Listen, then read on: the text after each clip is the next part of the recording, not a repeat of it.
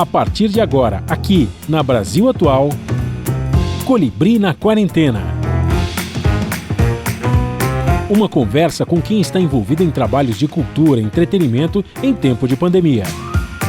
Colibri na Quarentena, um momento para refletir e se reinventar, na música, no teatro, no cinema e em todas as expressões de arte. Olá pessoal, no programa de hoje nós vamos bater um papo com João Marcelo Boscoli, produtor musical, filho mais velho de Elis Regina. Nós vamos conversar sobre produção, a música popular brasileira atual, o espetáculo Elis e Eu, um livro que João Marcelo Boscoli escreveu e uma espécie de talk show que ele vai apresentar com fotos, objetos pessoais e vídeos de Elis Regina. Tudo online, em casa, na quarentena. Bom, agora é um prazer conversar com o João Marcelo Boscoli, produtor musical, baterista, e está fazendo. Agora é escritor também. Bom, não é bom lembrar isso. Também é escritor. Escrever um livro é escritor, para mim é escritor. Bem-vindo, João Marcelo Boscoli. Bem-vindo. Obrigado. E já queria há muito tempo conversar com você, porque eu acompanho também os seus comentários musicais, né? A gente que gosta de música fica ligado sempre nos seus comentários. Você acompanha a música desde sempre, né? E aí você está preparando um projeto novo, que você vai falar daqui a pouco, né? Mas eu queria saber o que você está fazendo nesse momento. Eu que estou vendo aí ao fundo essa sala cheia de teclados, sintetizadores e tudo mais, você continua firme produzindo música, não é isso, João? Conta aí o que você está fazendo hoje. Bem-vindo. Obrigado, muito obrigado pelo convite. Nesse momento eu estou fazendo uma escolha de repertório, eu estou recebendo material de muita gente, porque esse semestre eu vou produzir 2 novos artistas por mês, e então eu estou ouvindo o dia inteiro praticamente materiais que estão me mandando, e a partir dessa escolha eu vou produzir 2 artistas por mês, os próximos 12 meses, se tudo der certo e a matemática estiver correta, 24 artistas, quase todos novos ou no início de suas carreiras. Então estou nesse processo de ouvir, de ficar de boca fechada e ouvindo, sentindo, anotando. Exatamente, fazendo agora, João, das coisas que mais gosto. Essa sua experiência como produtor musical vem desde sempre. Como você lançou o seu disco, que eu tenho aqui, o João Marcelo Boscoli, aqui, em 1995. Exato. E aí depois nasceu a Trama. Anos. Nasceu a Trama, né? Sim. A produtora musical, a gravadora Trama. E ali foi uma experiência importantíssima. A Trama deu muitos bons frutos, né? Muita gente legal gravou. Ali foi a principal experiência sua, ou você já tinha alguma coisa de produção? Ali foi um grande trabalho como produtor? Foi ali que você começou como produtor musical? A produção musical é algo que você precisa, na minha modesta opinião, passar por várias etapas do processo de criação musical propriamente dito, né? Então, comecei como instrumentista e aí comecei a ver como eram compostas as músicas, montar os ensaios, enfim. Você vai passando por várias etapas. Fiz estágio em estúdios e, no final, você reúne inicialmente um sortimento de informações que te dão a chance de você dizer que você é um produtor musical. Então, quando eu gravei meu primeiro álbum, falam que é o primeiro álbum de produtor do Brasil e tal, deve ser algum exagero, mas fiz isso inspirado nos álbuns do Quincy Jones, né? Que, embora fosse trompetista, nos seus próprios álbuns ele raramente tocou o seu instrumento. Nos 15 últimos álbuns ele nem colocou a mão no instrumento, e ele era o produtor, né? E eu aprendi que o produtor está para o campo da música, assim como o diretor está para o campo da cinematografia, né? E aí eu já vinha produzindo algumas coisas. Antes do meu álbum, eu tive a chance de trabalhar junto com o Wilson Simoninha e o Bruno Bona, produzindo uma faixa do Jorge Ben, o Mulheres no Volante, do álbum 23 do Jorge Ben, e vinha produzindo as coisas todas dos meus amigos, de algumas pessoas conhecidas, produzi coisas para Velas, o selo do Ivan Lins e do Vitor Martins, até fazer o meu primeiro álbum, e desse álbum surgiu o desejo de ter um selo musical, claro, primeiro o estúdio, né, que é a maternidade da música, e a partir dali poder produzir álbuns e lançá-los com uma certa liberdade.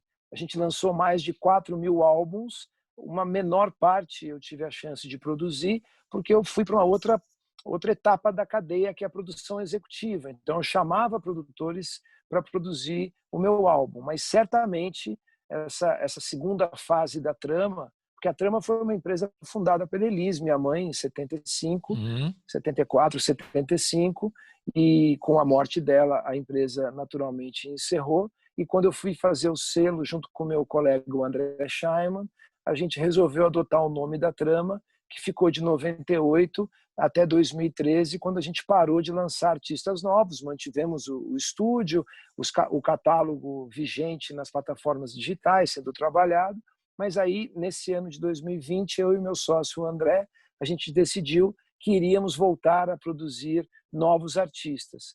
Então é uma grande escola, né? Eu creio que você deve estudar, mas o fazer, né, a mão na massa é algo fundamental na formação de todo profissional. Não é à toa que um médico, depois que estuda, vai fazer a residência, vai pôr a mão na Claro. massa. E essa mão na massa, para mim, foi fundamental. Agora, a questão do produtor, você separou também. Tem a questão do produtor executivo, que tem que cuidar do orçamento, saber quanto vai gastar e tudo mais. E o produtor musical, que ajuda o artista a desenvolver a coisa. Isso é muito importante. Até outro dia ali, a gente tem nomes importantes na música brasileira de produtores, né? Mas assim, eu sempre ouvi de alguns artistas que eles trombavam com o produtor, porque a gravadora, as antigas, e você sabe muito bem disso, né, João? As gravadoras impunham um produtor que o cara às vezes não tinha liga. E aí era um problema, porque o cara o artista era obrigado a fazer uma coisa que não gostava, né? No começo. Estou falando em Priscas Eras, né? Que eu sou velho, então eu conto histórias antigas. Então, eu Não, entrevistei. primeiro, não faz tanto tempo assim, não faz tanto tempo assim. Mas você sabe de casos desses, né, João? Que a gravadora antiga, aquelas grandes gravadoras, elas impunham um produtor, que era produtor de muita gente, não é? E às vezes eu não tinha nada a ver, né? Então, agora você vai ser o João Gilberto, o produtor falava. Agora você vai ser a Celi Campelo, não é? E assim aconteceu com a Elis Sim. Regina, até sua mãe. Quando começou, os caras queriam que ela fosse a nova Celi Campelo. Não, ela era Elis Regina. Depois descobriram isso, né? Mas demorou um pouco, porque tinha imposição. Eu não sei se dos produtores, eu acho que eu estou sendo injusto, você podia me corrigir. Ou o produtor ou da própria estrutura daquelas gravadoras que queriam novos João Gilbertos, novas. Não era por aí? Que análise você faz dessa época aí de imposição das grandes gravadoras? O produtor, ele surgiu, como conhecemos, né? Foi um fenômeno dos anos 50. A gravadora tinha vários artistas gravando em vários estúdios e precisava de alguém supervisionando aquele trabalho, né? Uhum. E você tem razão, é importante haver uma empatia entre o produtor e o artista, mas nem sempre isso acontecia.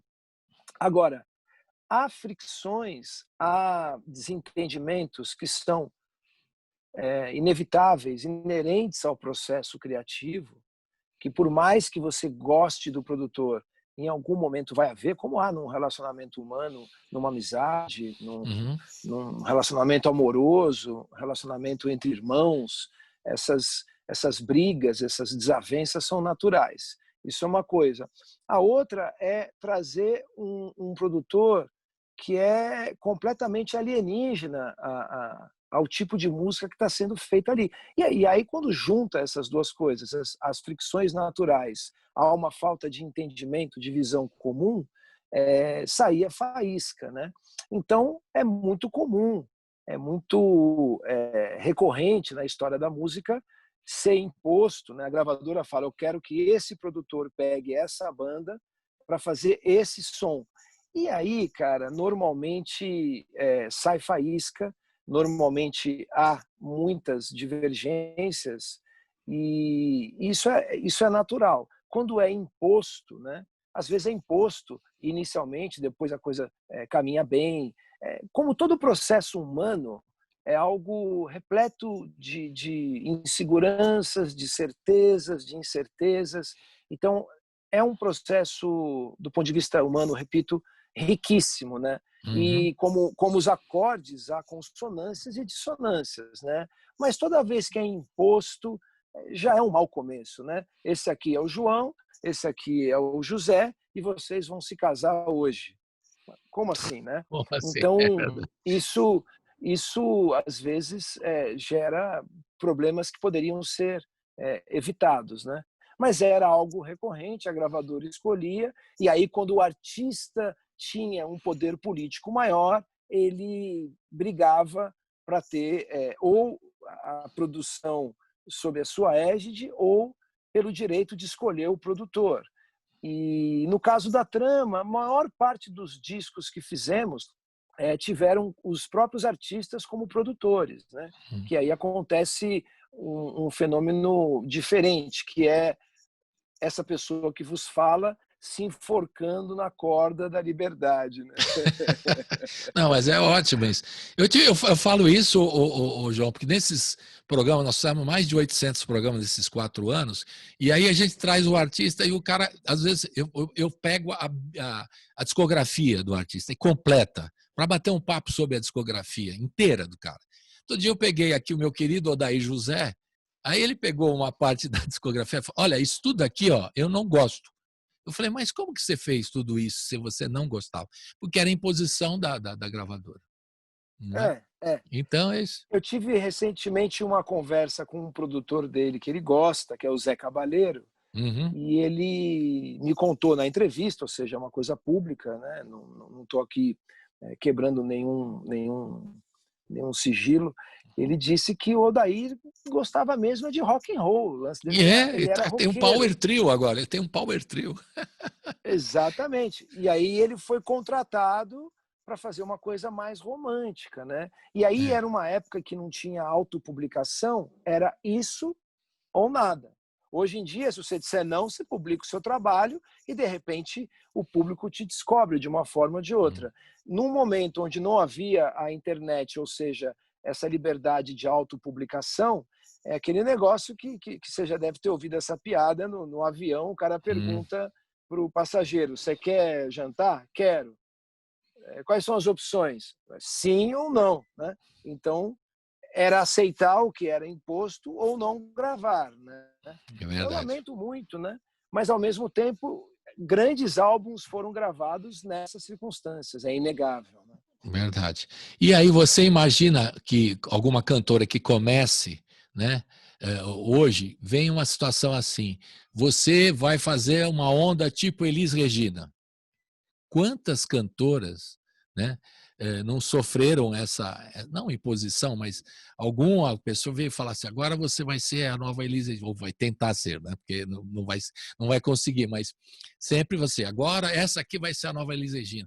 E aí até um peso tão forte para essas novas cantoras, que é uma coisa injusta, né, que o sujeito começa, e a imprensa Eu acho que sim. começa a rotular, aí a pessoa não ganha personalidade, deve ser um peso, agora você vai ser isso, então, entendeu?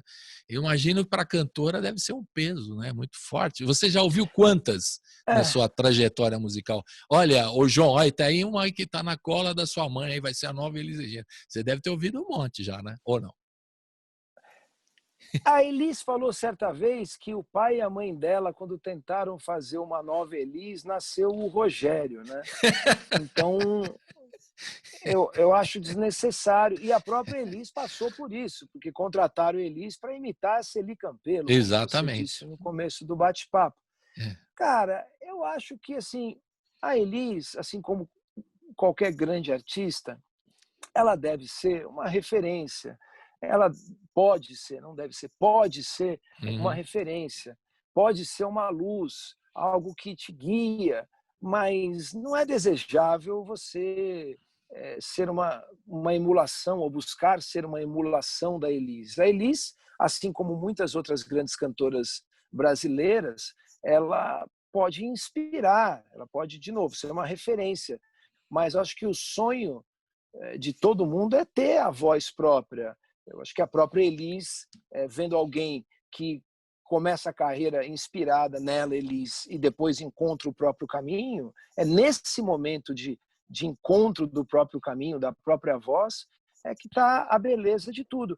Todo grande artista começa, não me lembro de nenhum que não tenha sido assim, inspirado em alguém. Claro. Né? O Nat King Cole começou inspirado em alguém, o Gil, enfim, o Sinatra, com Bing Crosby, o Michael Jackson com o James Brown, enfim, você pode listar vários e tal. Agora, com o passar do tempo, né, você ganha personalidade, algo, né? Eu acho que sim, aí que é bacana, porque ninguém se torna perene, ninguém consegue comprar a mídia que não está à venda, que é a história, né, sendo um imitador, né? Senão lá em Las Vegas ia ter um monte de Elvis Presley, né? Verdade. E a sua mãe falava muito da Ângela Maria, que era uma referência para ela também, né? Ângela Maria, ela amava. Ela falava muito, o tempo todo ela citava. Ela imitava a Ângela Maria, ficava mais parecida com a Ângela Maria do que a própria Ângela Maria. É, uma figura. Bom, nós vamos fazer um intervalinho musical. O João, imagina, toda hora que a gente vai escolher aqui um melhor da Elis Regina, deve ser uma dureza para escolher. Tem tanta coisa boa, né? Não, mas a gente isso é fácil. É fácil. O difícil é escolher o pior da Elis Regina. Isso é mais difícil. Aí é difícil. Então, vamos começar a escolher uma, né? E daqui a pouco você vai falar do teu projeto, Elis e Eu, que é um projeto que você está lançando aí também, um espetáculo, né? Uma espécie de talk show, você vai explicar daqui a pouco isso. E a gente vai ouvir o quê da Elis Regina? Eu sempre quis falar isso no programa. Águas de Março. Águas de Março, com Elis e Tom. Tom Jobim, convidado de Elis Regina no seu disco. Elis e Tom, Águas de Março, é pau, é pedra, é o fim do caminho. Foi quando o João Marcelo conheceu a Disney, não foi por aí, não? Foi, quando eu conheci. Viu como eu tô por dentro? Tô por dentro da sua história toda. Daqui a pouco nós vamos falar do livro também. Roda! Você tá gastando mal o seu tempo. Roda. Águas de Março, roda. Uhul! Vamos nessa.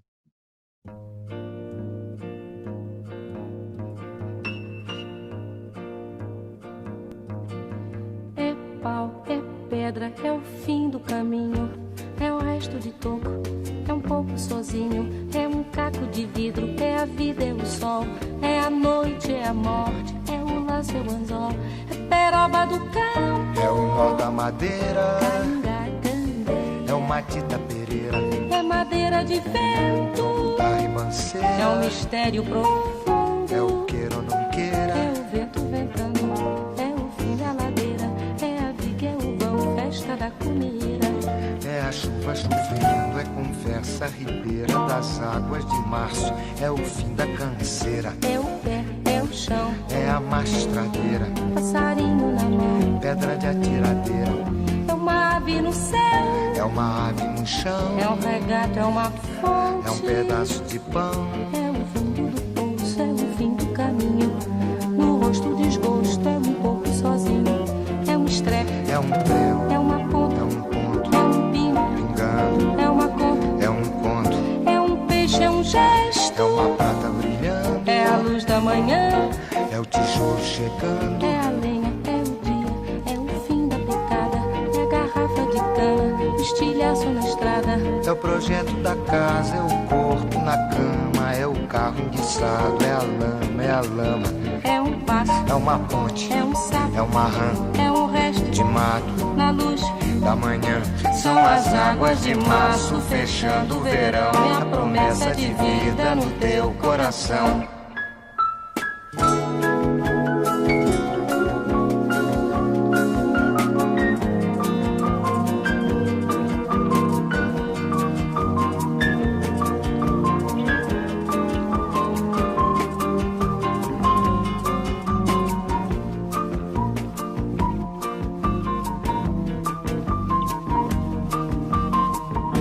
uma cobra, é um pau. É João, É José, é um espinho, na mão, é um corte. no pé. São as águas de março fechando o verão. É a promessa de vida no teu coração. É pau, É pedra, é o fim, do caminho. é um resto, de topo, é um pouco. sozinho. É um passo, é uma ponte. É um sapo, é uma rã, É um belo horizonte. é uma febre terçã. São as águas de março Fechando o verão, é a promessa de vida no teu coração. pau, Pedra, in, inho, es, coco, oco, inho, agro, hidro, ida, ó, oite, horte, aço. sol. São as águas de março Fechando o verão, é a promessa de vida no teu coração.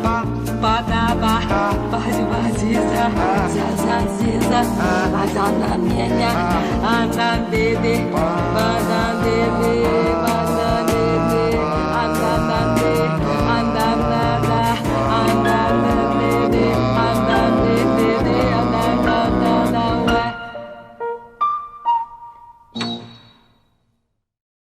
Estamos de volta aqui com o João Marcelo Bosco, ele está falando dos projetos dele todos de produção musical e também no projeto que ele vai lançar, Elise e Eu, ele já lançou o livro, Elise e Eu, que eu li, é uma declaração de amor, né? Uma coisa Opa! lindíssima do pai, Mua. do filho para a mãe, né?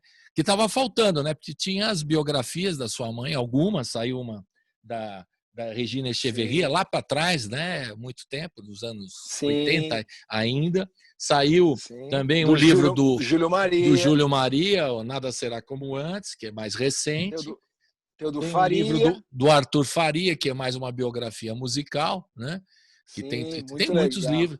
Tem outros livros ainda da Elisa? Eu não sei, queria que você, que é o homem especializado na sua mãe, obviamente, deve saber. Tem alguns. Tem um livro que foi feito pelo Allen Guimarães, que é um livro que não foi posto à venda. A gente fez uma série dentro do projeto Vive Elise e distribuímos para as bibliotecas nacionais, que também trata bastante da obra dela, acima de tudo. Fala um pouco da trajetória, mas da obra.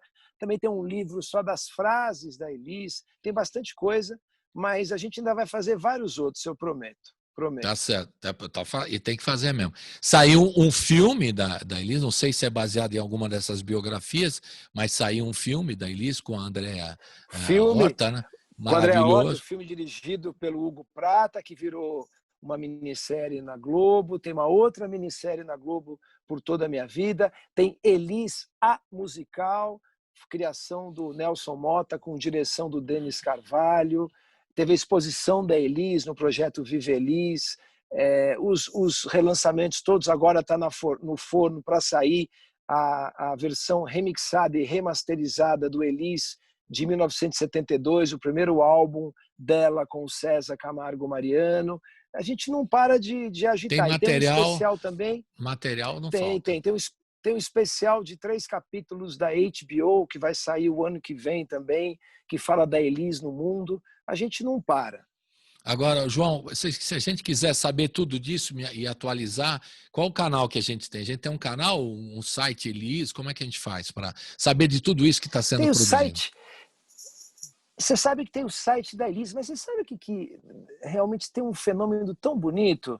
No Instagram, o que tem de fã-clube da Elis não é brincadeira, são dezenas de iniciativas, né?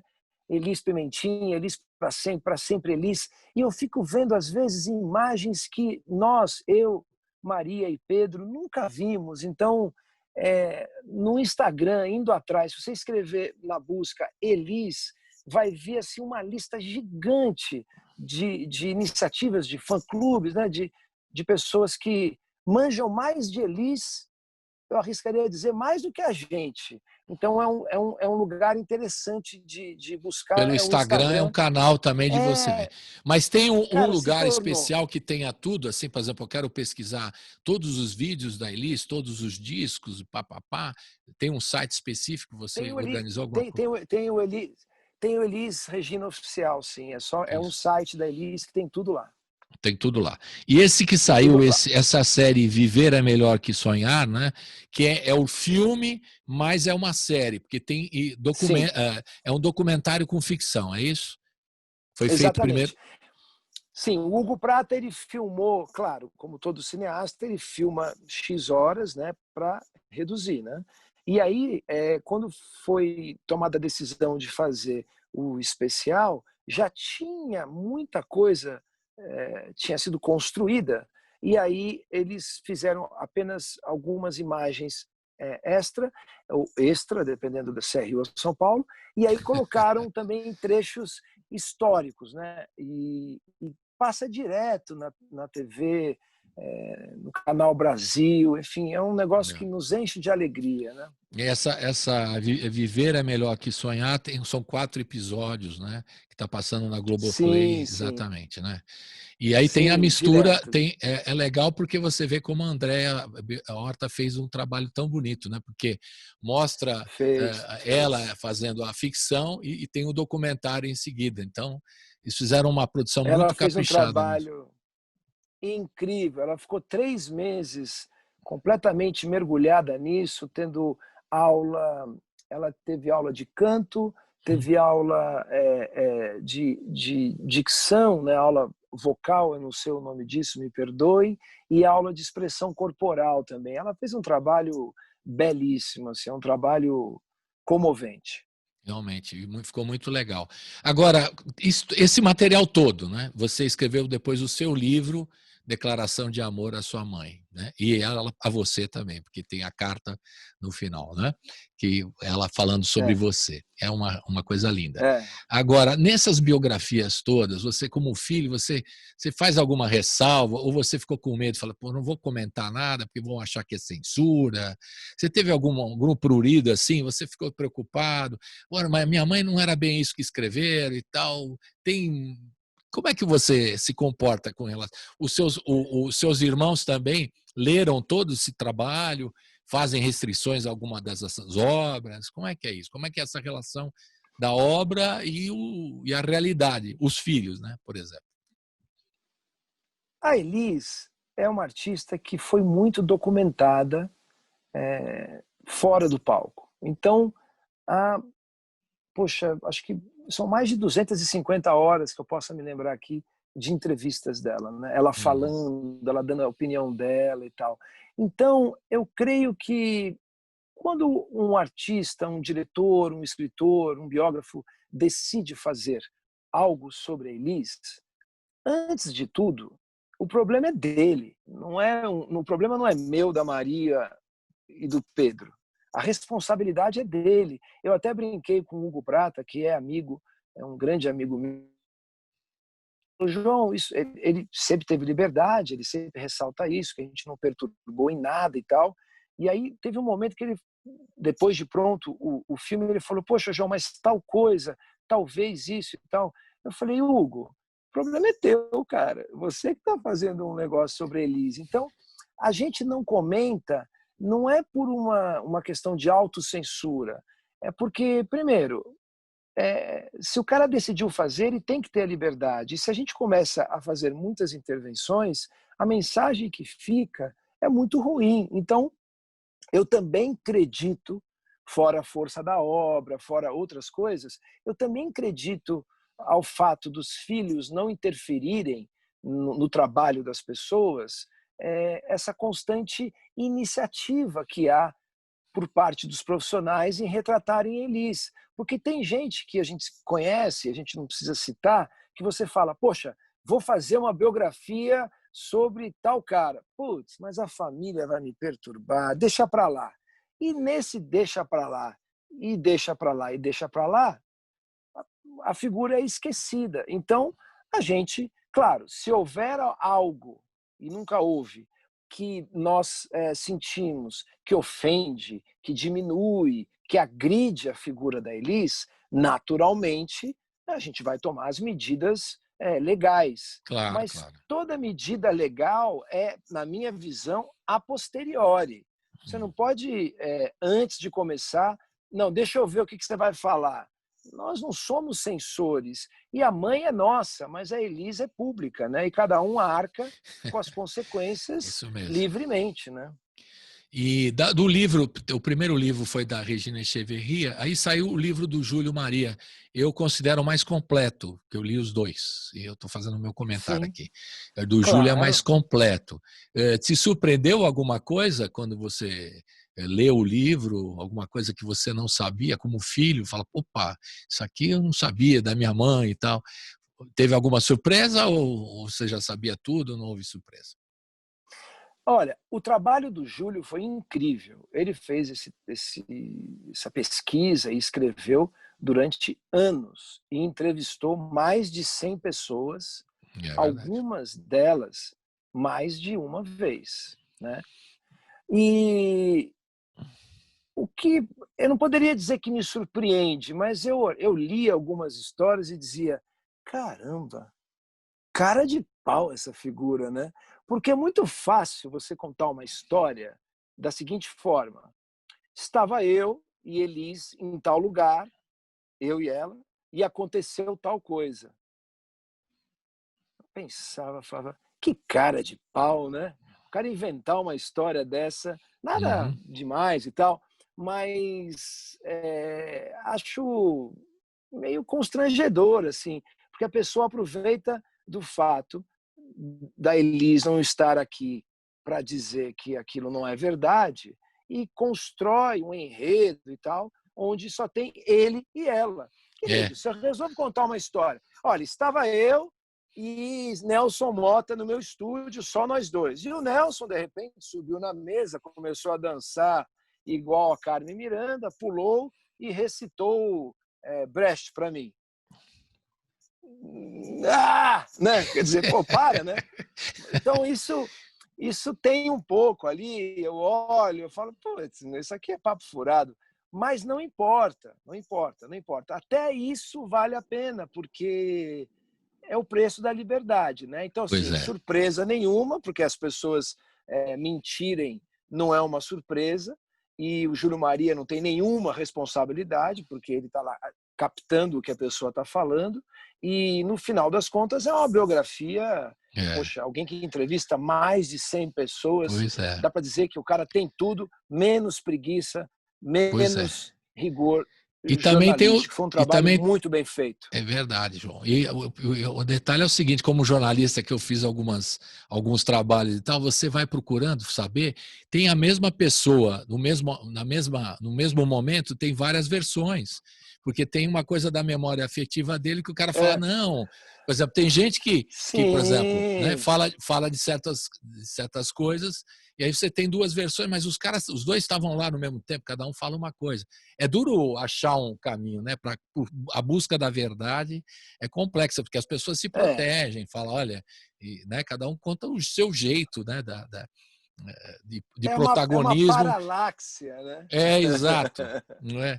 Então eu vi muitas histórias. Tem sempre gente que tem histórias com a Elis Regina, que pelo menos ouviu falar, né? Eu mesmo tenho um episódio muito Eu fico engraçado que a gente vai. feliz, fico feliz. Claro, Conta, conta. então, porque a gente vai falar da pimenta, né? Da doce pimenta que a Rita Lee sempre brincava, né? Que ela é pimentinha porque ela era dureza Vai, e conta o esporro que você tomou, né? Conta não o fui esporro que eu. você tomou. Vai. Eu estava eu em 1978, você tinha 8 anos, caro João É, Marcelo Bosco, é, no diga. Festival Carinhoso da Bandeirantes, que era dirigido por Roberto de Oliveira, não é? E Pô, Roberto de eu Oliveira. estava entrevistando os jurados do Festival do Choro, Festival Nacional do Choro. Tinha, entre outros tantos jurados lá, estava o Guerra Peixe, o Zusa e o Maurício Cubruz e tal, e várias figuras. Só que eu estava entrevistando, naquele momento, a figura do José Ramos Tinhorão, ok? Opa! Aí, estou lá gravando o Zé Ramos Tinhorão sobre os candidatos do Choro, papapá. Aí eu ouço É. uma voz muito alta, gritando palavrões e enquadrando o tal José Ramos Tinhorão, né? E aí eu falo, mas quem que tá gritando? Quem que tá dando esporro nesse cara aí? É impressionante. Mas o que é isso? Aí quando eu vejo, eu olho, é Elis Regina, cara. Ela junto com o César quietinho, e ela já dando dura, Zé Ramos, Tiorão, você é isso, aquilo outro. Desliguei o gravador e o negócio ficou bravo, né? Porque o Zé Ramos Tiorão tinha as histórias dele, que ele fazia comentários muito, né, os comentários ácidos e tal, e eles não curtiam os comentários dele. Só que ela não tem problema. Encontrou o cara lá na frente de todo mundo. Eu estou falando de bastidor, né? Estava gravando. E aí eu desliguei o gravador e falei, mas o que é essa? Ela enquadrou. Nossa, aí eu falei, Tiorão, você tá mal no filme. Aí eles não curtem muito você, não, pelo jeito, né? Aí depois. Não, e ele também não, né? Aí era uma questão dela. Mas o que é? Todos os amigos que conheceram ela, como o Vitor Martins, que é grande amigo meu também, que tinham assim. Quando ela gostava da pessoa também era ao contrário, né? Ninguém ia falar mal na frente dela de alguém que ela gostasse. Isso você sabe de tantas histórias que você ouviu. Ninguém que ela gostasse muito ia falar mal dessa pessoa na frente dela, que ela defendia imediatamente, né? Então, quando ela não gostava, sim, né? não é? Quando ela não gostava, ela falava, mas quando ela gostava também, ela defendia até o fim. Por isso, esse episódio, quando a Rita Lee foi presa e a sua mãe foi lá, né, ser solidária. Nem era amiga da Rita. Nem era amiga, solidária, amiga, não é? E aí foi uma surpresa, porque é o estilo de Elis Regina, né? Que eu achava que ela era uma pessoa muito dura e tal, só que ela é a doce pimenta que a Rita Lee bem retratou, não é? Fale um pouquinho dessa música. Sim. Olha, vamos lá. O apelido Pimentinha veio do Vinícius de Moraes, né? Meu tio Vinícius de Moraes, casado com a Lila Bosco, minha tia. Temos, né, aí na família duas primas, a Luciana e a Georgiana, que são minhas primas, filhas do Vinícius. Então, esse apelido veio daí. Depois, quando a Rita foi presa, ninguém foi visitá-la, e a Elis, que não era amiga da Rita, foi visitá-la. E a Rita ficou muito comovida com aquilo e falou, bom, vou fazer uma música para ela, porque se ela é uma pimenta muito doce. Verdade. Eu, pessoalmente, posso te dizer o seguinte, ela sim tinha um temperamento forte, mas, ao mesmo tempo, eu creio que esse título, essa abordagem, é muito machista, meu. Muito machista. Por quê? Que risco físico oferece uma mulher de 1,53 m a um bando de homens? Ela estava num meio dominado por homens e, se ela não se impusesse, ela seria comida viva, engolida viva, né? Então, eu acho que era um mecanismo de defesa, né? na minha opinião. E esse negócio de falar na lata o que acha já está fora de moda há muito tempo. Hoje em dia, então, nem se fala, né? Estou aqui com meu grande amigo, essa pessoa incrível. Todo mundo, né, é o país da hipérbole, né? Todo mundo é gênio, todo mundo é incrível, todo mundo é genial, né? Todo mundo... Esse aqui é meu amigo pessoal. Porra, existe outra coisa que não seja um amigo pessoal? Amigo é pessoal, né? Então, assim, acho que juntou tudo, mas eu acho que a raiz de tudo mesmo é o machismo, cara. Certo. Ela era temperamental? Era. Mas qual a opção? Só tinha homem no seu entorno, só tinha gente querendo engoli-la viva, né? Então era um mecanismo de defesa.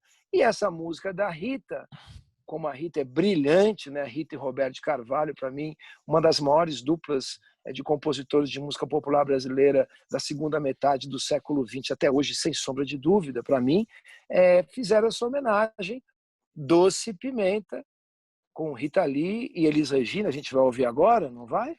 Claro, porque você é apresentador de rádio também, então você já pede, roda! E vamos nessa. Roda! Roda e avisa, beleza?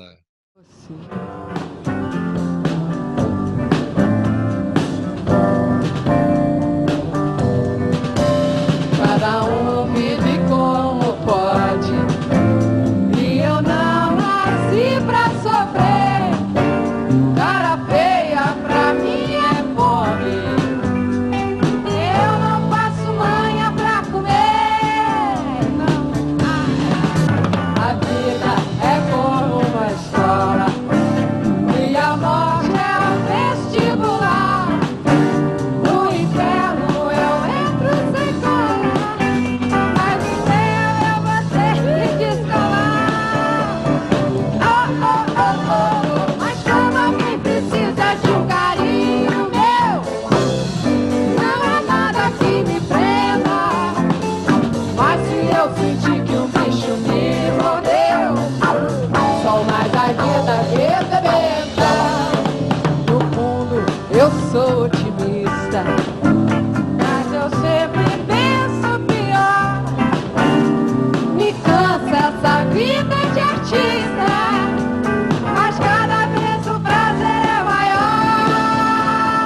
Oh, oh, oh, oh. Mas quando alguém precisa de um carinho meu, não há nada que me prenda. Mas se eu sentir que o bicho me mordeu, sou mais ardida que pimenta.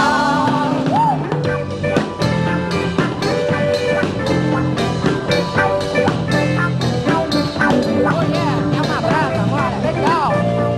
Pimentão, oh yeah, oh yeah, oh yeah. Sou mais ardida que pimenta.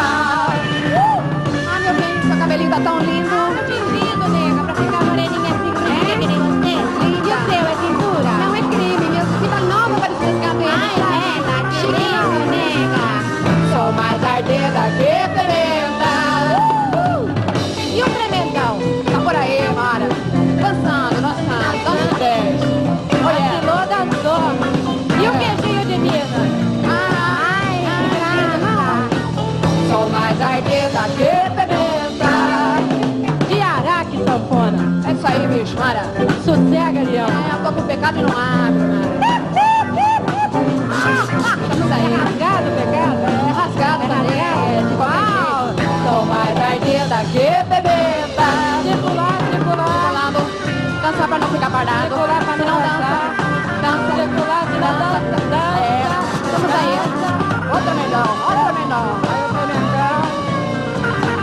Sou mais ardida que pimenta. Mas quando alguém precisa de um carinho meu, não há nada que me prenda. Mas se eu sentir que um bicho me mordeu, sou mais ardida que pimenta.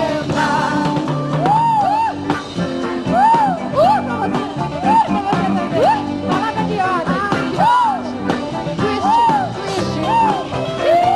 twist. A gente te contém, não? Ai, que grave, botou você.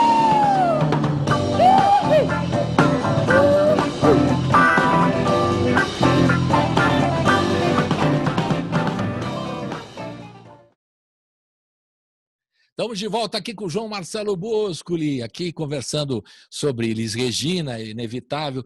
E eu queria que você falasse agora um pouquinho do trabalho, Elis e eu, e do livro, cara. Do livro que foi muito legal. Eu esperava um depoimento assim muito diferente, sinceramente, do que seria o livro. Eu fiquei emocionado, cara. E a gente que leu tanto sobre a Elis, as biografias, como a gente acabou de citar alguns exemplos, aqui histórias, né? E você citou todas as biografias, os trabalhos que tem.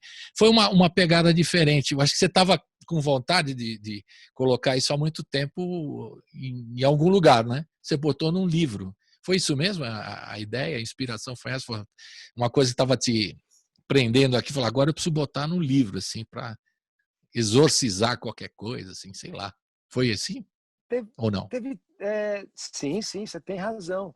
Essas histórias a gente acaba contando para as pessoas mais próximas, né?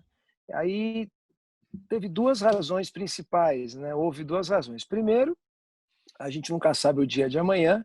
Eu queria registrar essas memórias enquanto eu as tenho, né? Porque você pode ter algum acidente, pode morrer, pode ter algum problema neurofisiológico, esquecer e tal. E como tenho 2 filhos, que são os amores da minha vida, o Arthur e o André, eu fiz para que eles pudessem ler um dia a história da avó deles através do olhar do pai enquanto conviveu. E é um olhar que não tem nenhum outro ponto. Eles podem ver entrevista, eles podem ver outros livros, mas essa abordagem acho que só eu poderia dar. Uma questão circunstancial, nenhum mérito, mas uma questão circunstancial. A segunda é que sempre me incomodou um pouquinho, não muito, mas um pouquinho, me perguntarem se eu lembro da minha mãe. E eu falo, caramba, como assim? Não, porque você era muito novo e tal. Eu falo, cara, eu lembro de tudo, né? De quase tudo, né? Porque eu 12 anos você coloquei tinha. no livro que dá para 11 anos e meio. E Desculpe. você deve lembrar quando você tinha... Não, peraí. Tem uma explicação. Quando você tinha 9 anos, você lembra que quem tinha 8 anos e meio era criança e quem tinha 9 e meio era um herói, né? 6 meses na vida de quem tem 10 anos é muito tempo. E eu tinha medo das pessoas acharem que eu não lembro, né? E tal. Então eu falei, não, eu lembro sim, vou escrever. E quando surgiu a oportunidade, através do meu editor, o Sérgio Ruiz, que me apresentou a editora Planeta, veio essa missão, né? E nada melhor do que ter uma data para entrega, nada melhor do que isso para você fazer alguma coisa, né? Deadline, então você trabalhou com publicidade, sabe? Né? Deadline, né? Ou no disco, que me perguntam, João, o que você acha que faz falta naquele esquema antigo das gravadoras? O que faz falta não ter uma gravadora? Eu falo, dinheiro e deadline, né? O dinheiro para financiar o processo e uma data para você dizer, cara, você tem que entregar isso dia 3 de setembro, senão não tem disco esse ano. Então, aí todo mundo trabalhava. Certo. Então, as duas principais razões. Eu queria guardar as memórias para os meus filhos, eu queria mostrar para as pessoas que eu lembro e, enfim, qualquer coisa que envolva Elis, né? Até tomar um tombo em nome da Elis vale a pena. E você chegou a recorrer a alguém, alguns amigos da sua mãe, para lembrar alguma coisa? Pô, aquele dia aconteceu isso e tal. Tem um episódio, entre outros, um episódio que você coloca que eu acho bem, bem forte no livro, eu acho, na minha opinião. Que você fala que o pessoal que puxava o saco da sua mãe quando ela era viva e tal, quando ela foi embora, o tratamento mudou, especialmente para você. Sim. Né?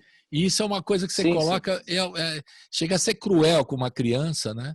Isso que fizeram com você, de certa forma, porque a sua mãe, tal, Elis Regina e tal, aí a sua mãe foi embora, e aí os caras, isso é quando a sua mãe, vou trazer João, esse cara né?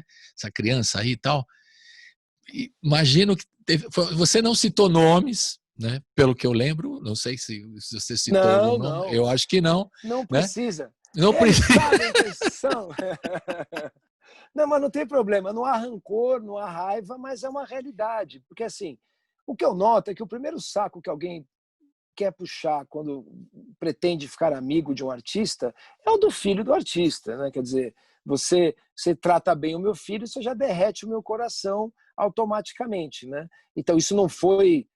a maior parte, né, continuou me tratando muito bem, mas houve figuras que eram emblemáticas, figuras que eram grandes amigos, que do dia para a noite, sem disfarçar, tipo... E foi legal, porque triste no momento, mas me trouxe muito amadurecimento, me mostrou mesmo a natureza humana. E o mundo é cruel com as crianças até hoje, né? O mundo é cruel com as crianças. Então, mas eu acho que essa é uma das partes... Não é um privilégio meu. E isso é uma coisa que é uma das coisas mais fortes do livro. Não, fora a emoção, mãe e filho, filho e mãe, né? Isso é outra coisa. Mas essa é uma questão que eu acho que uma criança passa, né? E você especialmente, porque todo mundo em torno de repente ela não está mais aí, já o tratamento muda, né? Que é uma coisa... É bem o caráter das pessoas. Algo, né? As pessoas, aí revela, como você falou, o caráter dessas figuras que ficavam em torno da sua mãe puxando o saco e de repente, né? Não muito havia legal, é muito mais forte. algo, né, pelo qual puxar o saco. Eu queria lembrar que, nesse processo, um amigo meu italiano falou: João, vocês traduziram o ditado italiano de um jeito errado. A ocasião não faz o ladrão. Uhum. A ocasião revela o ladrão. Revela o ladrão. Exatamente. Ele já estava lá o tempo inteiro. Que dureza, né? Eu imagino só. Vamos ouvir mais uma? O que a gente vai ouvir agora? O que a gente vai ouvir? Estrada do Sol, né? Que você escolheu?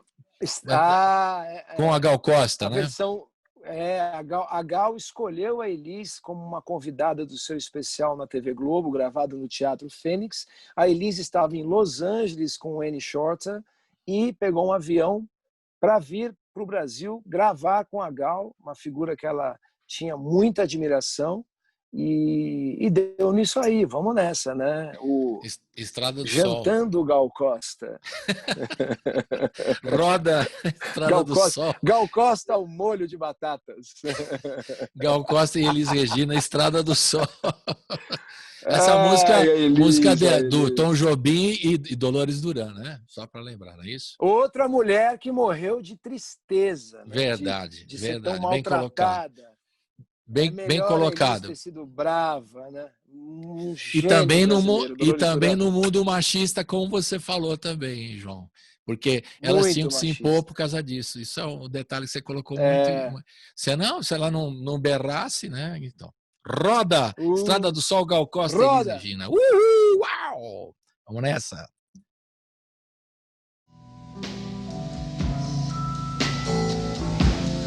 É de manhã, vem o sol, mas os pingos da chuva que ontem caiu ainda estão a brilhar, ainda estão a dançar ao vento alegre que me traz essa canção. É de manhã, vem o sol, mas os pingos da chuva que ontem caiu ainda estão a brilhar, ainda estão a dançar ao vento alegre que me traz esta canção. Quero que você me dê a mão. Vamos sair por aí, sem pensar no que foi que sonhei, que chorei, que sofri. Vamos sair por aí, pois a nossa manhã por aí já me fez esquecer. Me dê a mão, vamos sair pra ver o sol. É de manhã, vem o sol, faz os pingos da chuva que ontem caiu, ainda estão a brilhar, ainda estão a brilhar, ainda estão a dançar ao vento alegre que me traz esta canção. É de manhã, é de manhã, é de ontem caiu, que ontem caiu. Vamos sair por aí, vamos sair por aí, sair por aí ao vento alegre que me traz esta canção. Quero que você me dê a mão.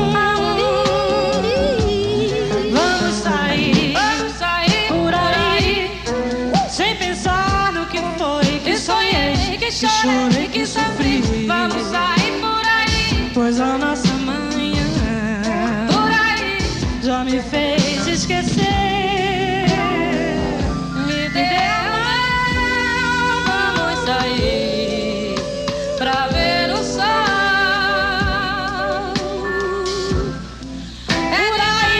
Por aí, vamos sair de manhã.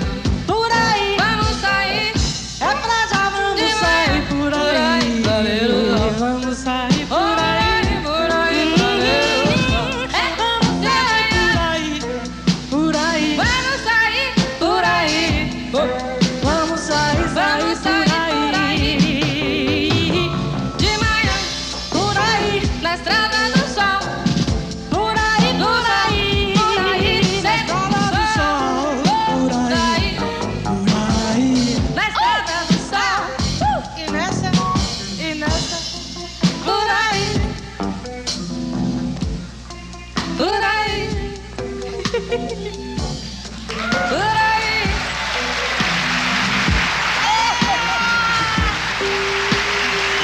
Então sabia e nós não. Salve a pessoa. Mas depois a luzinha.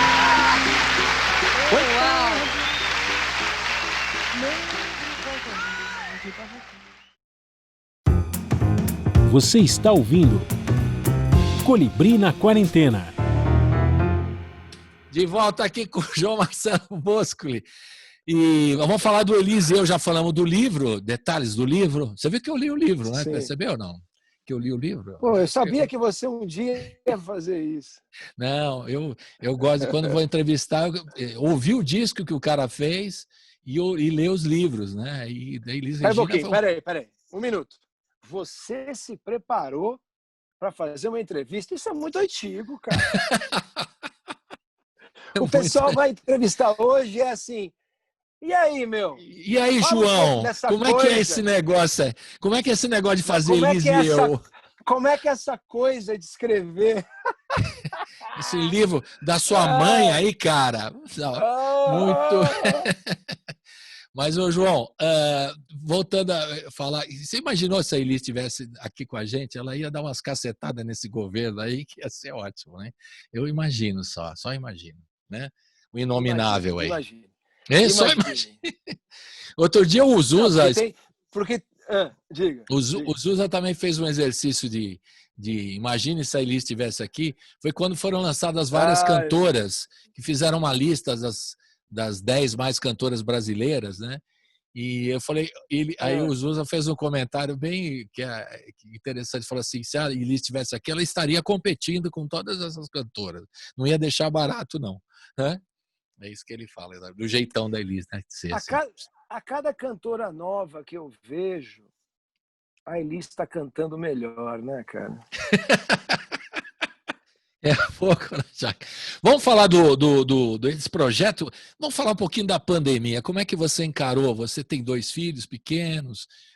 Como é que foi essa história? Pandemia? Como é que é a relação com a família? Você ficou... Como é que foi o impacto para você? Você ficou deprimido? Você ficou, não, vamos trabalhar, vamos... Não. Como é que foi? Isso. Cara, a maior parte da minha família já morreu, então o meu convívio ficou igual, né? Eu me aproximei dos que estão vivos, né? Tive uma esperança que o ser humano iria sair diferente da pandemia. Foi uma decepção, né? Ver o desenrolar dos fatos, né?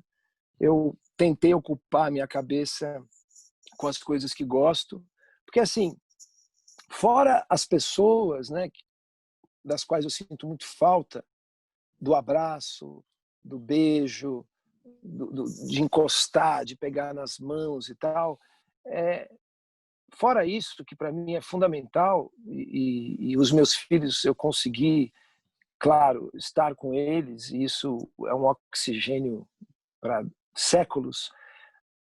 As coisas que mais gosto na vida estão lá na minha casa, né?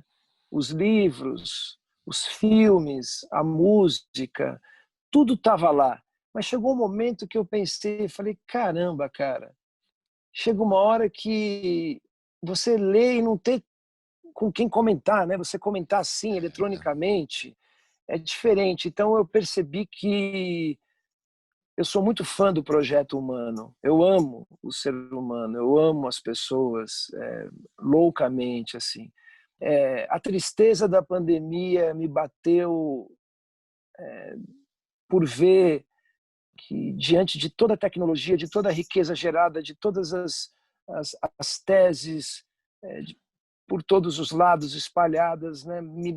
Centenas de milhares de séculos, enfim, e a gente não consegue resolver o básico para o ser humano, né? Uma criança com sede é uma vergonha para a raça humana, né? Então isso tudo foi colocado muito duramente na nossa cara, e isso me doeu muito. Sabe, inútil paisagem, mas para quê, né? Para que o sol, para que tudo isso, né? Então, toda a tecnologia do mundo, eu aperto um botão e estou vendo o Japão. E daí, se tem uma criança com fome, se tem alguém que eu... Então, eu tinha a esperança de que nessa pandemia o ser humano ia dar um salto, desculpe o clichê, mas um salto quântico, né, com relação à sua existência, e definitivamente isso não aconteceu, né? Houve avanços aqui, acolá, mas ainda somos os mesmos e vivemos como os nossos pais, né? Isso é triste um pouco, né? Eu tinha esperança de uma melhora maior, mas não estou na lista de pessoas que merecem nenhum tipo de atenção ou de condescendência, de nada no meio dessa pandemia. Tem bilhões de pessoas que precisariam ser assistidas e não foram, né? A gente anda, põe um satélite em órbita, vai à Lua, e beber água e ir ao banheiro continua sendo uma missão quase que impossível nos nossos dias. Agora, João, a gente dói. Dói muito. E a gente acompanhou aqui logo, no programa está fazendo o seu 100 programas, a gente está fazendo aqui na quarentena, né? Fora os 800 da Hora do Rango, 100 programas. E a gente conversa com todos os artistas, não só da área de música, de cinema, de teatro, de circo, todo mundo. E a dificuldade ainda da turma das artes é aquela cadeia de trabalhadores que é um entorno. Você produziu muitos shows e tudo mais, aquela turma toda da luz, do som, parará, aqueles técnicos e tal, e os caras não têm trabalho, porque o artista, o cantor, ainda consegue fazer uma live lá e sobrevive e tal. Agora, a turma técnica, como é que está se virando? É dramático, a situação é dramática, né? E não tem show mais, né, João? Não tem show, cara. Parou o show, não tem apresentações ao vivo. Não, e não vai se normalizar nos próximos, assim, a coisa vai começar a tomar uma forma próxima do que já fora em 2022. É triste, mas é isso aí. Cada um deve, na minha opinião, cada um deve estender a mão para quem está próximo, né? É impossível, a não ser para quem tenha muito poder, para quem tem muita... Porque também não vi nenhum artista que tenha 5 bilhões dizer que vai doar 3 bilhões para a causa, né? É verdade, bem colocado. Às vezes, tem muita gente bem intencionada, e não estou falando dos artistas brasileiros, que a maior parte, né, se movimentou, eu vi se movimentando, mas a turma do bilhão aí, os artistas bilionários, né? O pessoal, eu precisei mandar embora e tal, mas por que você precisou mandar embora? Porque ao invés de 5 bi, você ia ficar com 2 bi, né? Então eu senti muita falta de solidariedade, e senti a solidariedade nos lugares onde sempre vi, nas pessoas humildes, nas pessoas mais desprovidas economicamente, na minha classe média e as camadas inferiores. O nível de solidariedade é muito grande, o topo da pirâmide é cruel, com raríssimas exceções. O topo da pirâmide é abjeta. Verdade. Agora, João, com tudo isso na pandemia... Infelizmente, tenho alguns amigos que são muito ricos, e esses meus amigos que têm aviões, que têm, enfim, eu vi esse pessoal fazer muito e, em silêncio. Vi gente doando 30, 40, 50 milhões de reais em silêncio. E também ficar doando para dizer que doou também, claro. Acho feio. Agora, demais. João, você não acha que também falta... De novo eu falo da Elis, né? Uma liderança como ela foi, eu só lembro do caso da Sombras, por exemplo, dos direitos dos músicos, que ela estava à frente, a gente participou de entrevistas, ela falando disso também. Uma liderança, por exemplo, para puxar, vamos trazer Porque eu vi alguns, lá no comecinho da pandemia, a Lady Gaga, por exemplo, lá enquadrando o cara da Apple, você viu, né? O cara da Apple, os grandes... Você vai dar dinheiro, quanto você vai dar dinheiro para a turma aqui? Ela cobrando assim no ar, em rede nacional. Sim. Nós não temos esse tipo de liderança que possa trazer, capitalizar mesmo, do ponto de vista de dinheiro, para ajudar toda essa cadeia, porque a gente está esperando a lei Aldir Blanc, que foi aprovada, mas está demorando para ajudar emergencialmente todo mundo da área de cultura, né? Então, você vê alguma liderança nesse sentido? Você falou do topo da pirâmide, mas o topo da pirâmide dos artistas de música, por exemplo, não poderiam estar à frente aí de, vamos fazer Veja, sei lá. Comente. Olha, cobram muito das pessoas, cobram muito das pessoas que sempre fizeram. Então cobram do Gil, por exemplo, cobram... Vou ficar no Gil, tá? Porque o Gil é uma pessoa que foi trabalhar no governo, inclusive. Cara, o Gil, ele já fez décadas e mais décadas. Ele já contribuiu durante muito tempo.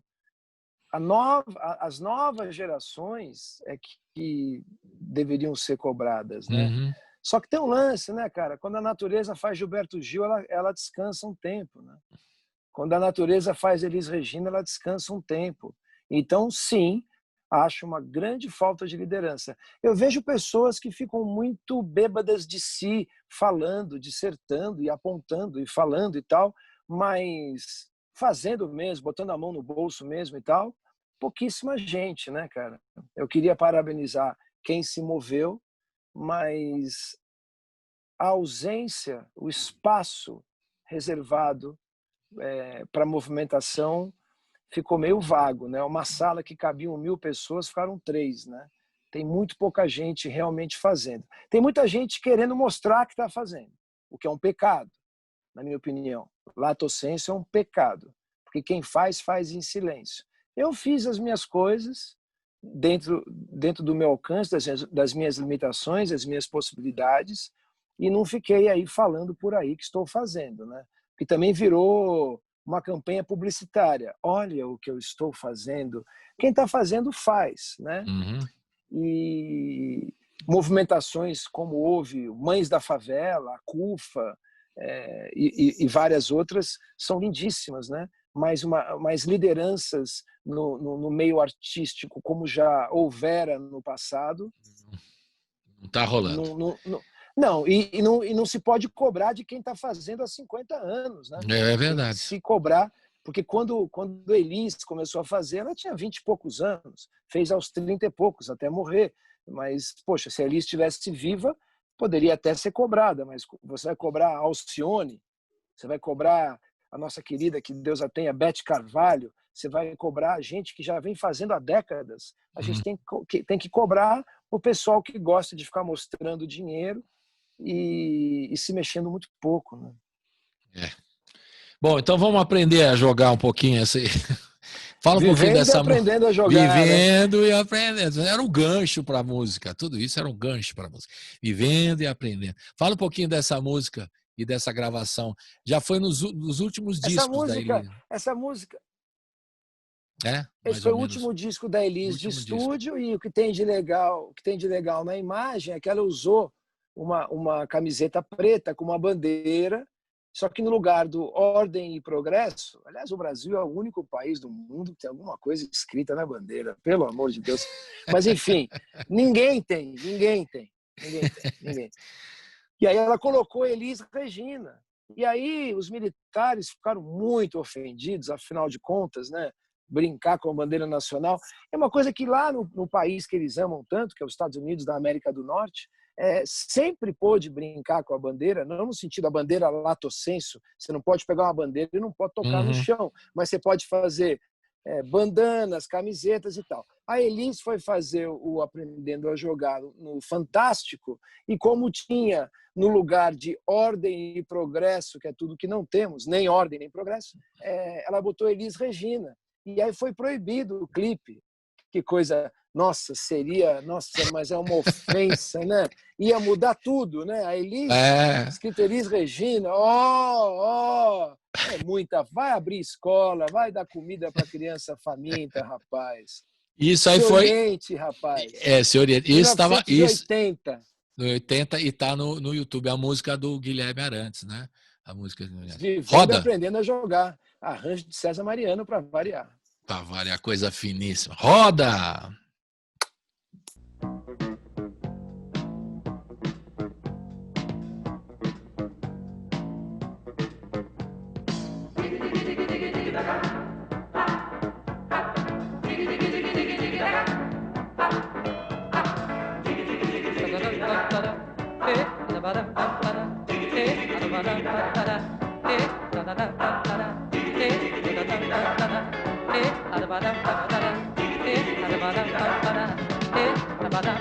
Vivendo e aprendendo a jogar, vivendo e aprendendo a jogar, nem sempre ganhando, nem sempre perdendo, mas aprendendo a jogar, vivendo e aprendendo a jogar, vivendo e aprendendo a jogar, nem sempre ganhando, nem sempre perdendo, mas aprendendo a jogar.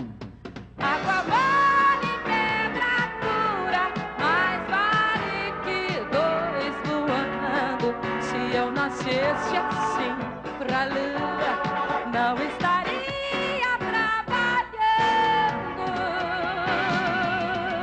Vivendo e aprendendo a jogar, vivendo e aprendendo a jogar, nem sempre ganhando, nem sempre perdendo, mas aprendendo a jogar, vivendo e aprendendo a jogar, vivendo e aprendendo a jogar, nem sempre ganhando, nem sempre perdendo, mas aprendendo a jogar. Mas em casa de ferreiro, quem com ferro se pega quando e a fama deita na cama. Quero ver o berreiro na hora do lobo.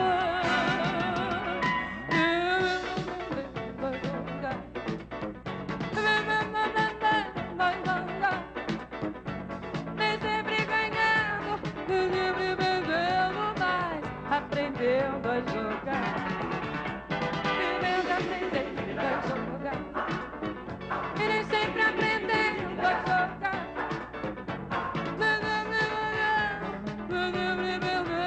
mas aprendendo a jogar.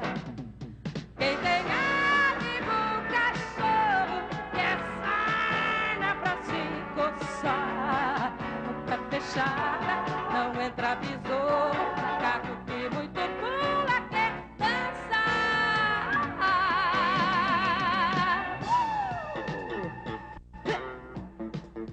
Segura, segura.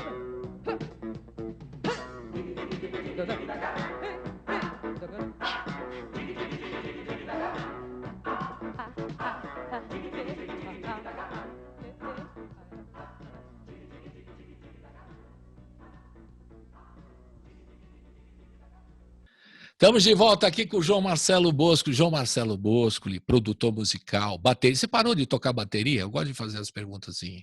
Você não toca bateria mais, João? Cara, eu comecei com 5, minha primeira gravação profissional foi com 11, com o João Bosco, depois fui tocar com a banda do Zé Pretinho, indicado pelo Wilson Simoninha. E aí, cara, quando deu 30 e poucos anos, eu falei, paro, eu só toco Aposentou. no estúdio, gravo. Não aposentei, mas não toco ao vivo, porque é difícil. Você já carregou uma bateria, rapaz? Eu tenho aqui, ó. Você já Tem uma montou? bateria aqui. Quase uma Mas bateria. você tem aqui. aquela de... Não, tem aqui, ó. Mas você tem aquela... Ouviu o barulho? Uau! Então é... barulho não, barulho.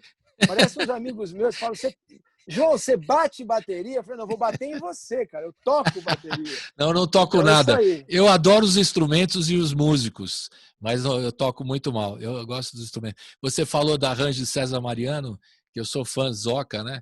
E eu tenho uma música que eu, Até o Fim, que na Rádio Brasil Atual eu toco toda hora. O cara fala, esse é o Colibri que pediu essa música. Como eu sou o diretor musical, os caras deixam.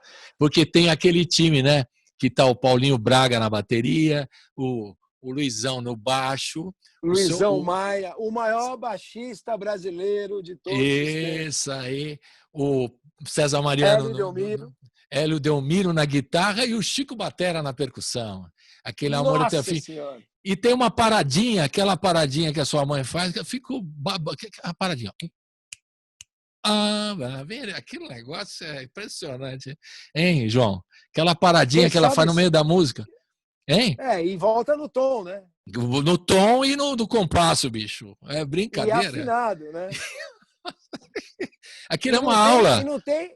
E não tem remedinho, hein, irmão? É cantando pra valer, né? Como chama o remedinho? Isso é autotune, essas porra aí que o pessoal usa? O autotune é o primeiro, né? O autotune foi criado em 96, lançado em 97, pelo Dr. Hildebrand, que é um matemático especializado em estatística e probabilidade. Ele criou um negócio porque um amigo dele falou: minha mulher canta muito mal. Poxa, será que é possível criar um software para ela cantar bem? Aí ele criou e abriu a porteira do inferno, né? A Autotune é uma marca, né? É uma marca, mas tem o mais usado é o Melodyne. Melodyne, que eu canto fora do tom e você vai lá, João Marcelo Bosco, e fica jóia, é isso? É tipo uma chuteira da Nike que você bate o pênalti e não erra nunca. Muito louco. Mas tem gente... o cara canta...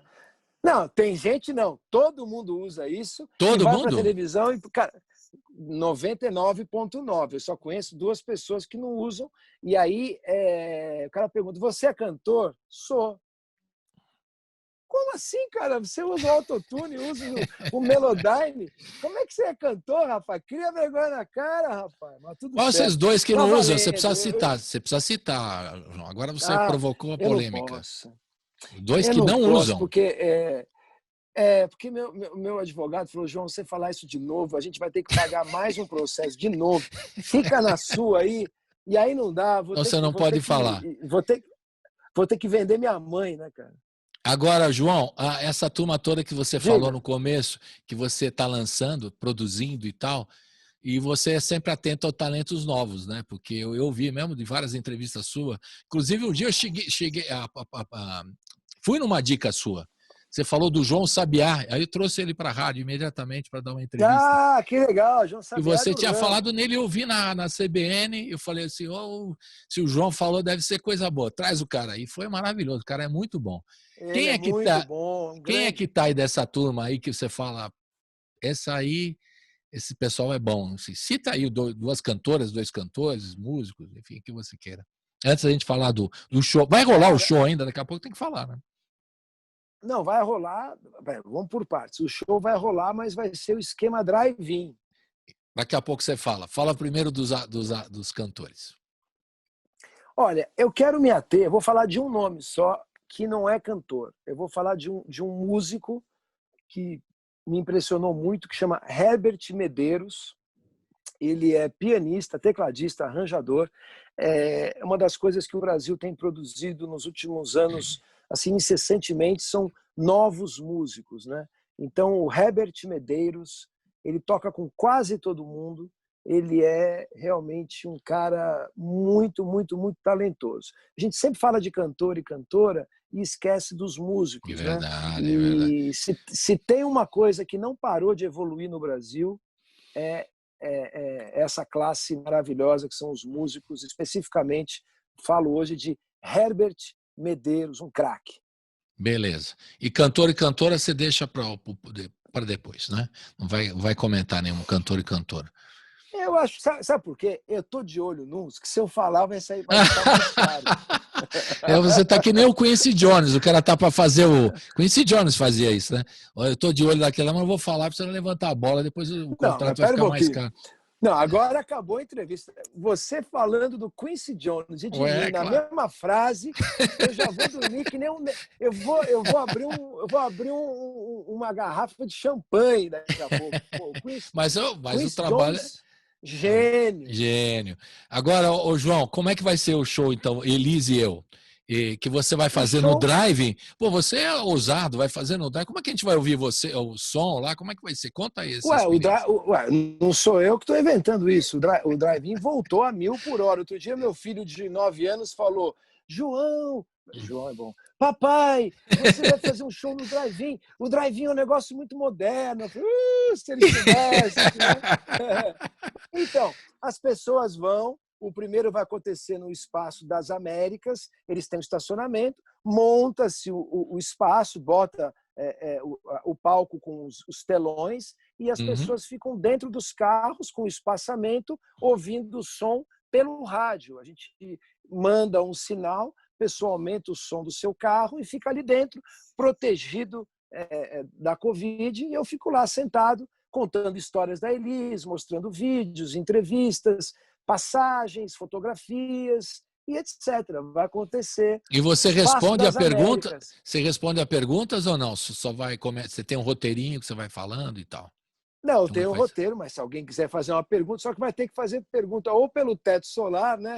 Ô, João, escuta! Ou então... Ô, João, canta, fala aquela história lá, conta aquela história lá e tal. E tem coisas novas, então, tipo... Fale, por favor. Não, código Morse, né? Aí vai ter um cara de código Morse me dizendo qual é a pergunta. E você vai botar umas coisas bacanas assim, tipo Elis a capela, que eu tô sabendo. Conta aí como é que vai ser. Sim. A gente tem gravações da Elis. Como a gente remasterizou e remixou alguns álbuns da Elis, eu tenho as vozes da Elis separadas. Então, assim, você ter a chance de ouvir a Elis num som sozinha, só a voz dela, com a respiração, o barulho das mãos, o vazamento do fone, é uma experiência bem interessante. Legal isso.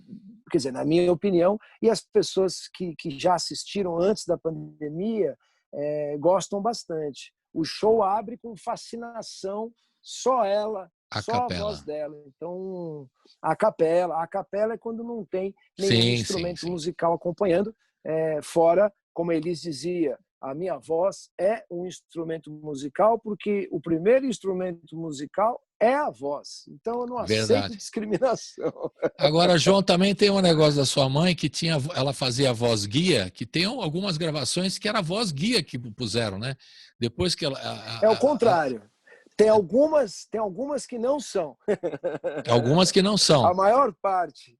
A maior voz parte guia. Das vozes. Porque teve alguns... Voz guia. Teve alguns discos lançados pós 82, né?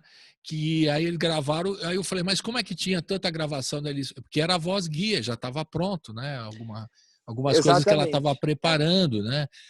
Fale. Ela cantava para fazer a guia para os músicos tocarem, né?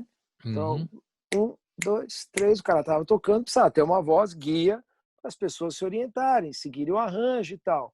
E aí depois ela cantava sentada numa cadeira, como estou aqui, com o microfone mais duro, né? Um microfone que não pegava muito vazamento, porque estava na técnica, tinha o som das caixas de som para não vazar no microfone. E aí depois nunca mais ficava igual. Quer dizer, ela ia lá na cabine, ficava afinada, porque a Elis não sabia desafinar, ficava tudo certinho, mas faltava alguma coisa e ficavam com a voz guia, né? Então, assim, do que eu trabalhei até hoje, 70 e poucos % das vozes conhecidas de Elis foram voz guia, não era a voz definitiva. Quem sabe canta, quem não sabe bate palma, né, professor? Verdade. Então, o espetáculo Talk Show, digamos, né, vai ser dia 13 de setembro, é isso? Lá no Drive-in das Américas, lá no Espaço das Américas, é isso? Espaço das Américas, eles foram muito criativos, pegaram o estacionamento, botaram uma tela, tem passado filmes lá, as pessoas têm gostado bastante, e a gente vai ser o primeiro show, o primeiro teste lá. E é uma emoção, né? Porque quando eu cheguei lá, vi aquele telão, vi o nome da Elis, já comecei a chorar, já foi tipo loucura, né? Quanto é de 15 por 4 metros, né? 15 metros por 4, né? O LED. lá, imagina. Show de bola. Para alguém, fala a verdade, eu estou contribuindo de alguma forma, né, com a minha mãe, né? Porque ela tinha uns 53 para 15 metros, é um ganho, né? Mas quando cantava isso, eu sou prova, e todos os que viram ao vivo a sua mãe, ela era pequenininha, mas quando subia no palco ela tinha 3 metros, viu? Pode crer. Era gigante no palco. Interessante, né? Isso aí é uma... figura... E tem outra coisa que ela tinha uma técnica, além da vocal e tudo mais, que um amigo meu reparou, né? Ele falou assim, parece que ela está cantando para você. Não sei como ela tinha um jeito de... Não sei como ela fazia isso, né? Mas todo mundo achava que ela estava cantando para você. Então fui ver o Falso Brilhante várias vezes e ela canta, ela está cantando para a gente aqui, olha. Não, era uma técnica que ela tinha, né? Que ela entretinha as pessoas. Está cantando, mas ela olhava para a plateia, né? Não sei como é que isso funciona, né? Você viu coisas dela? Eu vi, e o que me chama a atenção... Chama assim, carisma, né? Depois Parece. de um tempo... Carisma, né? Do grego poder que vem de cima. Eu acho que a Elis, cara, depois de muito tempo, assim, eu cheguei à conclusão de que ela não interpretava a música, ela vivia a música. Tanto que você pode reparar, você que está nos ouvindo pode reparar e vendo, quando ela terminava, ela abria o olho, parecia que ela estava vindo de outro lugar, assim, ela era tomada, a Elis era um instrumento da música, a música se manifestava através dela. Para ela, a música não era um degrau para fazer alguma coisa, né? A música para ela era o início, o fim, o meio, a razão dela viver. Beleza, é isso aí. Então, para encerrar esse papo, que eu agradeço muito, João, a gente vai ouvir Bêbado e Equilibrista, né? De João Bosco e Aldir Blanc, que ela lançou, João Bosco e Aldir Blanc, né? E o gozado também é que quando se fala da Elis, né? Eu vou citar aqui o testemunho meu, quando eu fiz um doc, eu vou mandar para você, do Ivan e do Vitor Martins. Por favor. Quando se fala da Elis Regina, os dois choram, né? Porque não só o João Bosco e o Aldir Blanc, como vários compositores que Elis Regina lançou e ajudou a fazê-los decolar, né? O caso de Ivan Lins e Vitor Martins, que ela até falou, você tem que, Ivan, você tem que fazer letra com o Ivan, com o Vitor e tal. Ela que produzia também, né? Os dois. Então, no doc lá que eu vou mandar para você. Cupido, né? Cupido, eu acho que vai dar liga, né? Eu acho que vai dar o jeito que você escreve e tal, porque ela tinha feito 20 anos Blue, da Sueli Costa com o Vitor Martins, e o Ivan já tinha feito Madalena e tal, aí juntou, aí os dois quando falam de Elis, eu só falei assim, vamos falar um pouco da Elis, aí eu e os dois choraram no estúdio. Todo mundo chorou. Então, ó, pra gente encerrar com uma coisa engraçada, eu estava conversando com o Miele, quando a gente fez Elis 70, em 2015, um pouco antes dele nos deixar, ele falou, poxa, João, o seu pai brigou com a sua mãe, eu fiquei ali meio entre um e outro, entre a cruz e a espada e tal, aí fiquei meio sem jeito, um dia fui assistir o show dela e fui lá conversar com ela e tal, e aí retomamos e tudo, e aí ficou tudo normal, porque ela adorava o Miele, né? E aí, uma vez os dois estavam conversando, e aí a Elis falou, escuta, a gente podia fazer um número como a gente fez lá no Teatro da Praia, fazer o Bêbado e a Equilibrista. O que você acha? Aí ele falou, se você fizer a Equilibrista... É uma boa deixa história. O Bêbado comigo. Bêbado já, estamos aqui, né? Já estamos aqui tranquilos. Miele era uma figuraça também. Também produziu shows da sua mãe, né? Maravilhoso. Bom, vamos terminar então essa conversa, senão a gente para. Dá para fazer uma rádio inteira aqui, o programa inteiro só de Elisinha tranquilo. Então, dia 13, para lembrando, 13 de setembro, o show no Espaço das Américas. 7h30 da noite. 7h30 da noite, vai estar lá o João Marcelo Bosco contando histórias e você vai se divertir e vai também fazer ouvir Elis Regina, né, uma das maiores cantoras do Brasil, se não a maior cantora do Brasil, né? Esse negócio de falar maior, menor, também acho uma bobagem, mas enfim, cada um tem o seu maior cantora. Eu tenho, né? Elis Regina. Claro, então, claro. Vamos terminar com o Bêbado Equilibrista, que essa música também marcou a anistia, enfim, a Elis estava naquele momento engajada. Essa música só antecipou a volta da democracia, só isso, nada demais. Só isso. É isso então. João, João, que delícia. abração, querido. Até a próxima. Obrigado. Ó, o braço virtual fica para a próxima. A próxima ao vivo. Quero estar aí contigo Ao na vivo. próxima. Você leva todos os cantores que você está produzindo aí. Já tem um monte de pauta aí. Ai, É meu isso? Deus. Os filhos, É. como diria o Vitor Martins, os filhos da pauta. Exatamente, os filhos da pauta. Abração. Demais. Até mais. Beijão, Tchau. cara. Até Obrigado. mais. Você também. Prazer. Até mais. Tchau.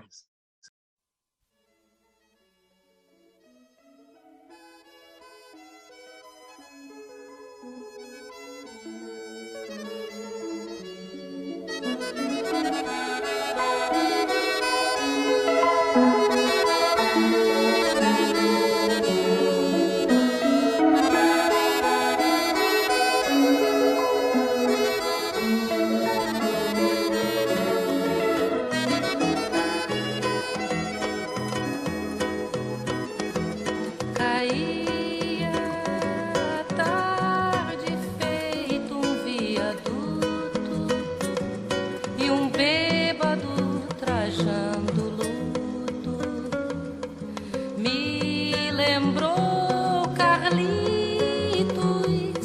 a lua, tal qual a dona do bordel, pedia a cada estrela fria um brilho de aluguel e nuvens lá no mataborrão do céu chupavam manchas torturadas que sufoco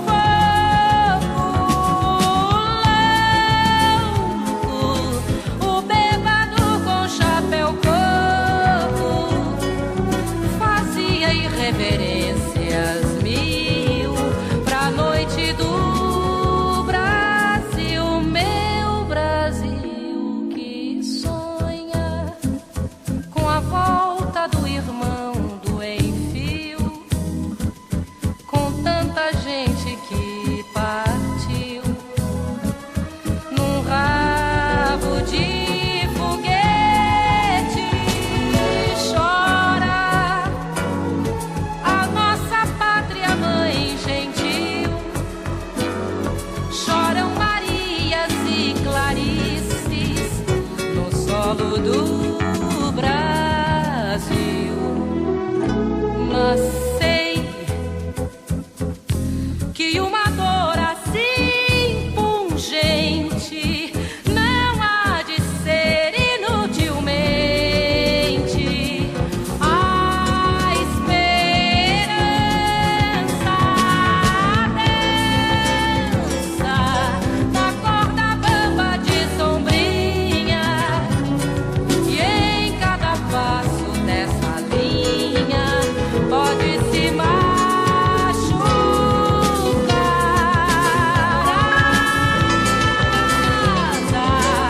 A esperança equilibrista sabe que o show de todo artista tem que